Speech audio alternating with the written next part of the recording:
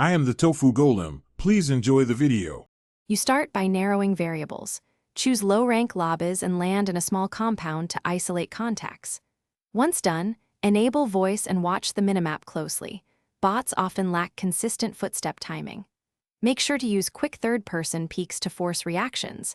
If a player snaps instantly with inhuman aim or identical recoil every time, flag them as probable bot. You're establishing baseline behavior now, so compare multiple encounters before labeling anyone. Next, you run behavioral checks while looting and rotating. Strafe unpredictably and watch for delayed or perfectly precise returns of fire. Bots often correct instantly or with identical timing. Once done, note movement loops. Bots may walk fixed paths or stop mid-action when confused.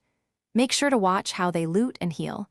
Mechanical, no hesitation, or same item order every time indicates automation. Combine these signs to build a confident judgment rather than relying on one cue.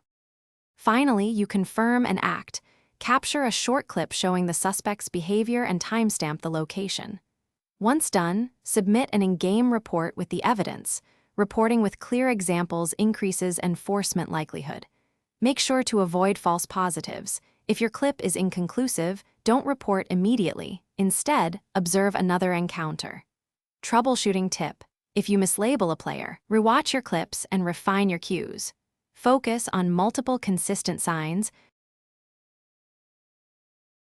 Thanks for watching. Consider subscribing if we helped you today.